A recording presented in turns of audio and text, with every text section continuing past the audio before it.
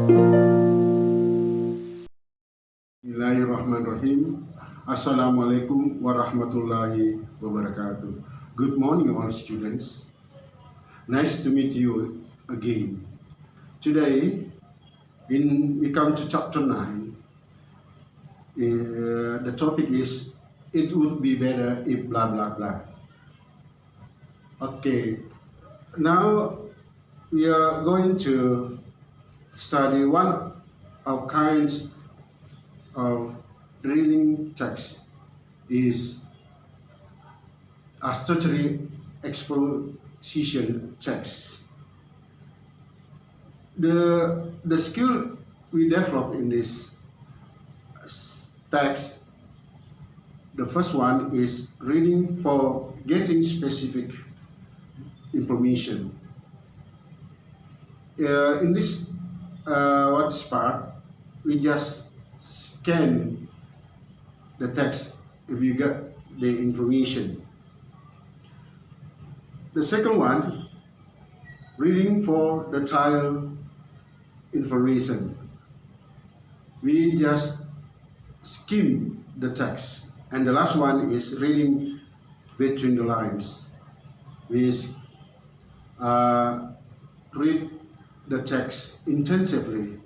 Okay, well, student, we come to definition of a statutory text. Definition of a statutory expositions is a type of English that belong to the class argument. Artinya begini, jadi jenis teks ini adalah tipe teks bahasa Inggris yang masuk golongan argumen. Jadi ada argumen.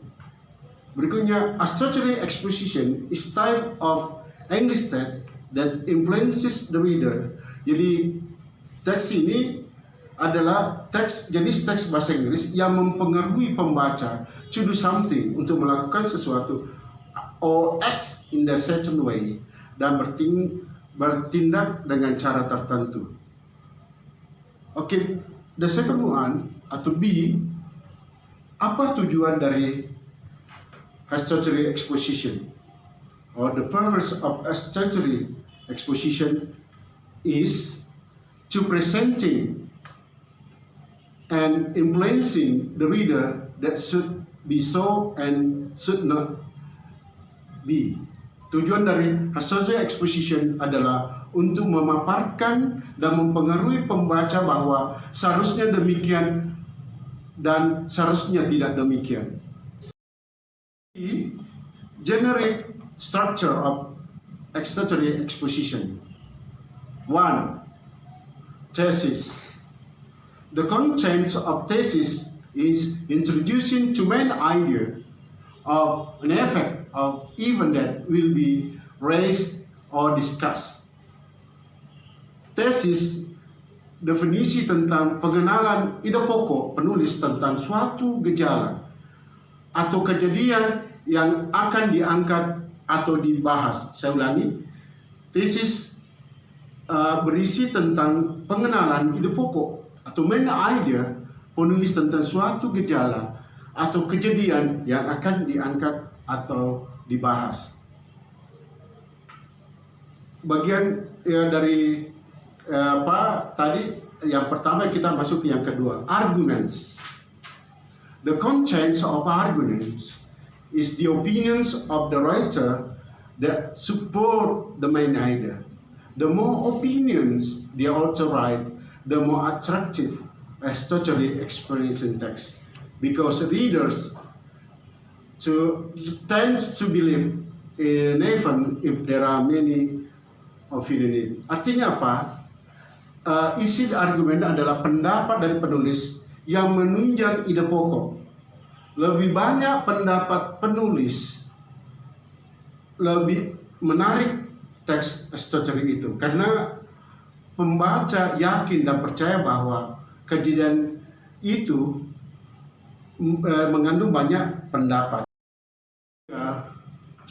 Recommendation. Recommendation contains a recommendation of solicitations Saya ulangi, or solicitations writer to the reader. Rekomendasi berisi tentang rekomendasi atau ajakan penulis terhadap pembaca. Saya ulangi kembali, recommendation berisi tentang rekomendasi atau ajakan penulis terhadap pembaca. Language structure of Hortatory Exposition. Oke. Jadi bagian D daripada Hortatory text adalah language structure of Hortatory exposition. Yang masuk bagian ini pertama, they use simple present tense. Jadi tenses yang digunakan adalah simple present tense, seperti predikatnya am, is, are. Saya kira Anda sudah tahu ini. Dan bisa juga kalau kata kerja yang selalu kita gunakan, kita harus gunakan kata kerja bentuk pertama. Berikutnya adalah the use temporary connection. Jadi ada berikutnya the use temporary connection. Apa yang dimaksud dengan temporary connection? Contohnya example, ada firstly, berikutnya adalah secondly, atau berikut dan seterusnya. Yang terakhir adalah the use of evaluate word. Ada the use of evaluate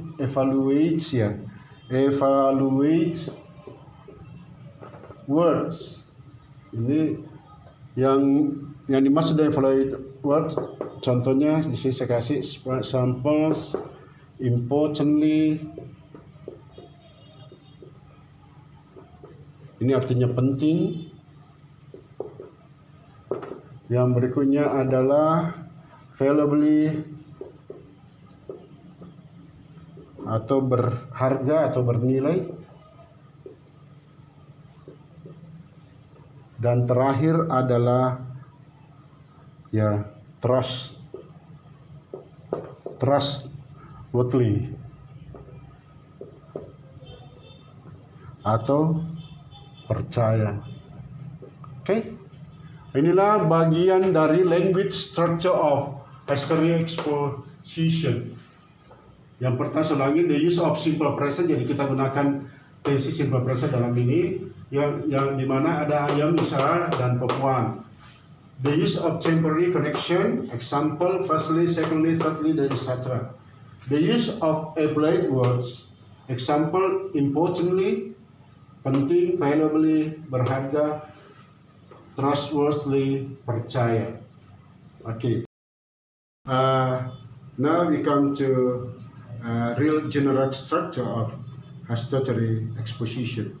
Look at to the whiteboard. Okay, look at this. General structures of Hortatory Exposition.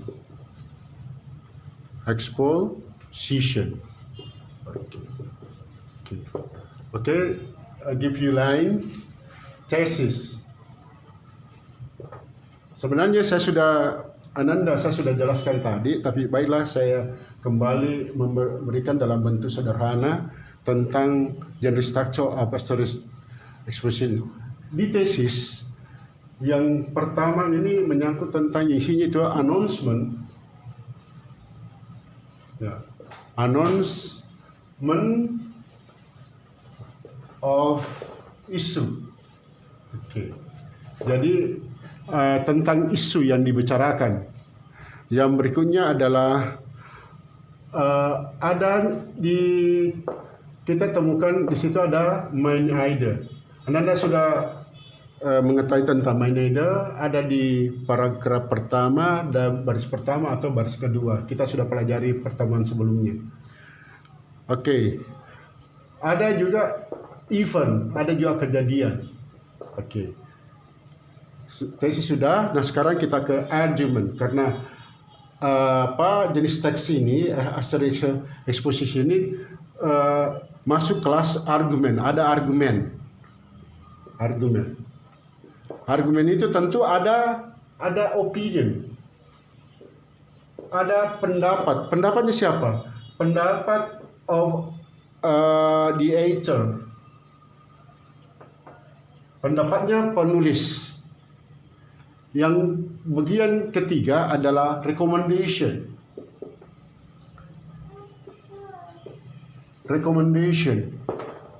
Nah, recommendation ini biasanya ada modals.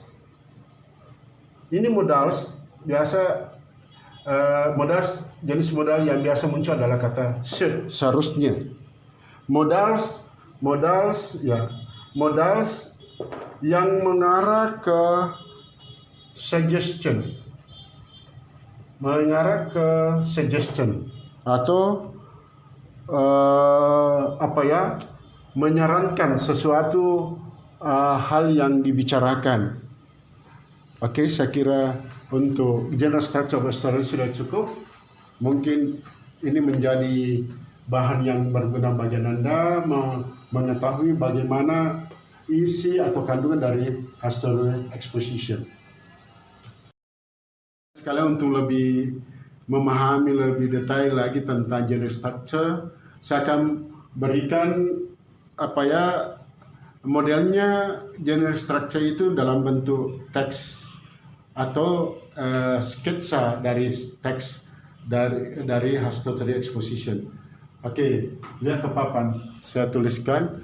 Jadi yang ini adalah judul, the title of the text. The title of the text. Ini saya tulis ini adalah paragraf. Oke, cukup. Ini adalah paragraf pertama. Kemarin kita sudah tahu bahwa bagaimana menemukan ide pokok biasanya di awal atau di terakhir. Nah, yang ini paragraf pertama, ini adalah tesis. Tadi ada tesis ini menyangkut announcement,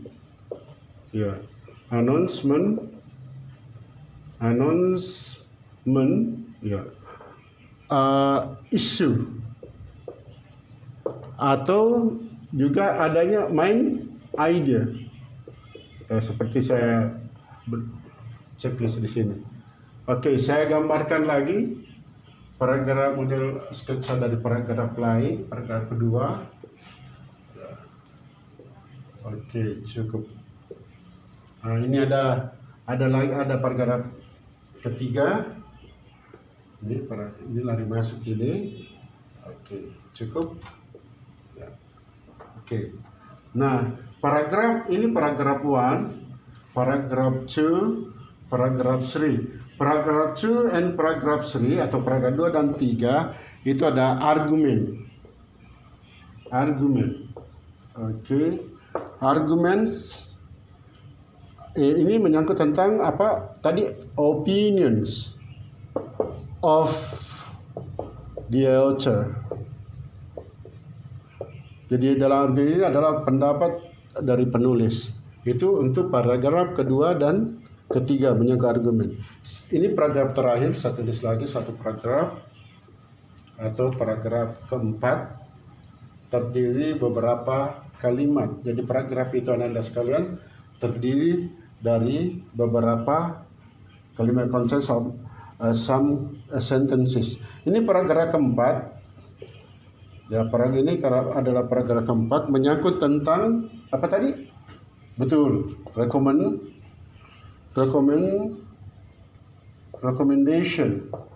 Apa yang ada dalam recommendation adalah apa Nanda sekalian? Ya betul. Ada modals. Modal merujuk ke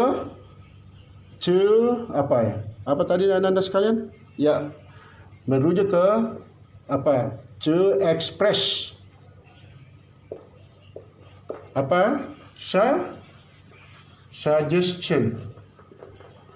Oke.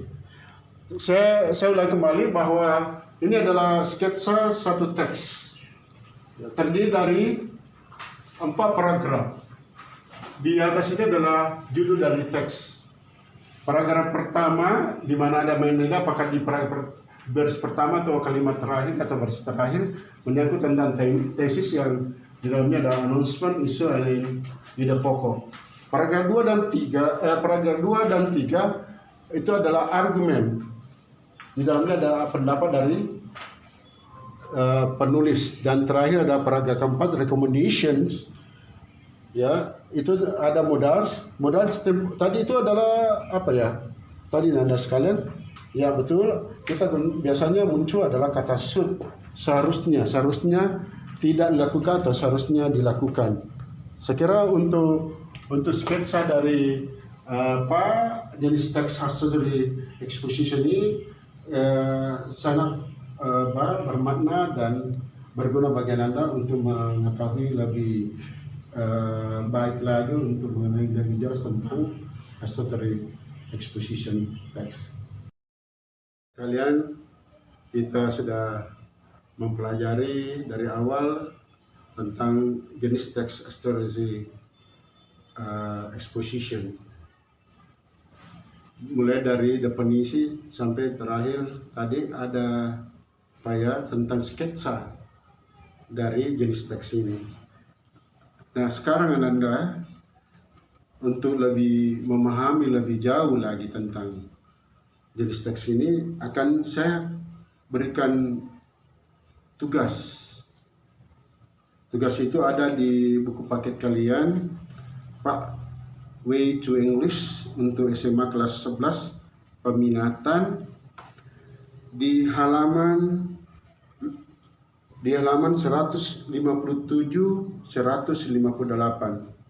Okay, look at your page, books, and turn to page 157 and 58 in your textbook. Judulnya adalah, the title of the text is Who is blamed for the student brawls? Kalau kita artikan, siapa yang disalahkan terhadap perselisihan siswa. Oke, untuk lebih jelasnya lihat ke papan tulis tugas kalian. Tugas kalian ada 2 bagian. Bagian pertama sebenarnya ada di buku teks itu. Tapi biarlah saya tulis di papan supaya lebih jelas. Yang tidak kebetulan dia tidak dapat buku, bisa dilihat langsung di papan. Petunjuknya adalah fill the table with different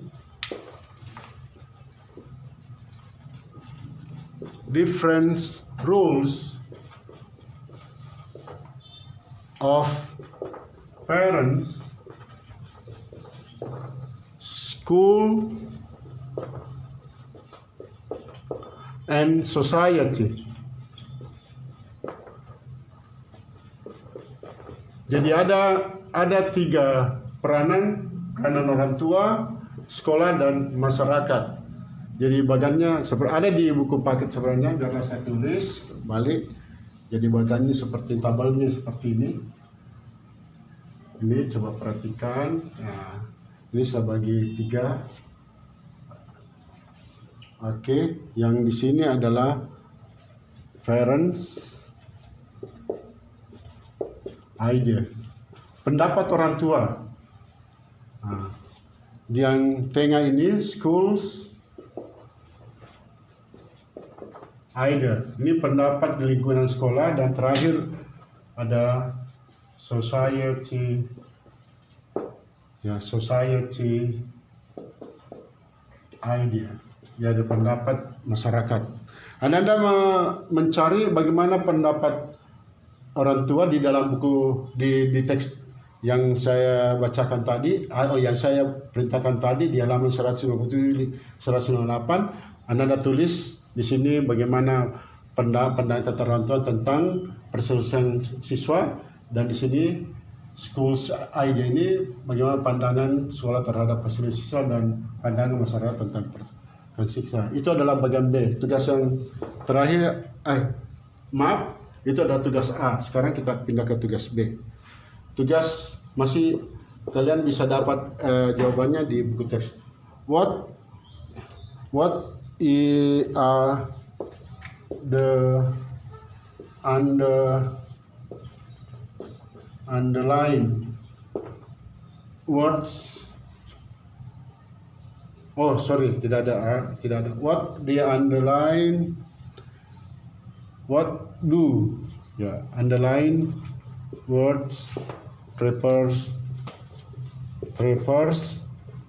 to. Oke. Apa maksudnya adalah kata yang bukan digarisbawahi, tapi yang saya bukan adalah sebenarnya yang saya listed word, bukan underline, tapi listed word. Oke, kata listed word artinya yang kata yang saya daftarkan di bawah ini ada berapa? Ada 4 setiap paragraf. Jadi setiap paragraf ada itu. Kata yang pertama adalah others. Ini didapatkan di paragraf.